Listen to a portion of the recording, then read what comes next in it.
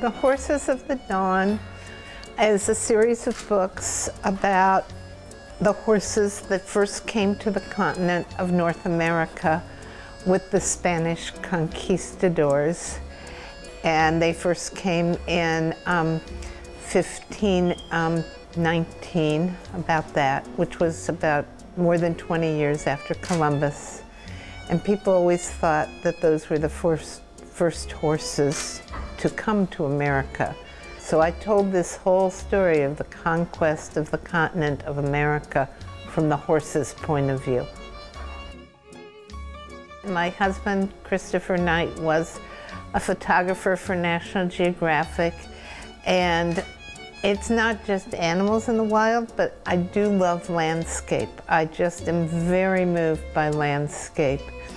And one of the things I loved about writing Horses of the Dawn is it mostly takes place in the southwest part of the United States, where there are deserts and mountains and incredible light. All these play a very big part in my books. I am so thrilled that my books have traveled so well here.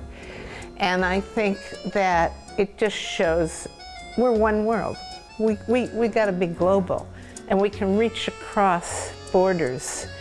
And I think these animal books of mine really help in that way because they're animals. They're not people, and maybe that makes them more accessible.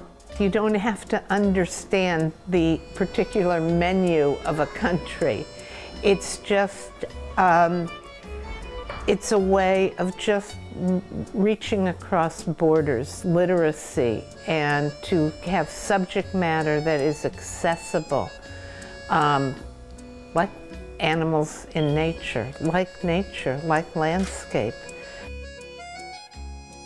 Well, I'm not a pet person myself, which always surprises my readers. And I just kind of think that animals belong in the wild, and they are much more interesting to me in the wild. The horse we think of as a domesticated animal because people ride it or it's used to plow fields. And a big part of Horses of the Dawn is they escape. That's the name of the first book, Escape, the title. And they discover a wildness. They go wild. And my favorite part of the book is when they lose their shoes, the iron shoes that men have made to hammer onto their hooves. And they lose the reins and the bits in their mouth and the saddles, and they run wild. It's my feeling it always makes a good story, especially for children. If a main character starts from a position of having no power, and they move from being powerless to powerful, I mean, that is really the essence to me of all children's literature. It's about young people, whether they're humans or animals, gathering strength. So really, they're just, their objective is to become strong in their own world and not be defeated by it. I think reading is the best thing in the world. I think there are many different ways that children learn how to read, at least English. I can't speak for Chinese.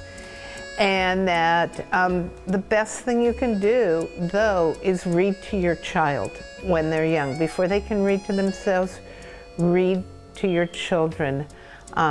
Put them on your lap and read to them, and they will learn to love reading. And I don't try to put lessons in my stories or morality. I mean, to me, if a child can come away being excited by a book, I'm much more interested in the questions that I can provoke through my stories.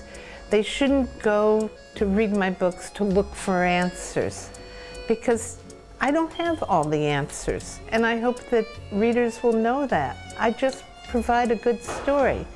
I think a question is is worth so much more than just an answer. There are many interpretations to an answer, but if you can provoke a child to wonder, to use their imagination, that's the most important thing. I don't try and teach in my books.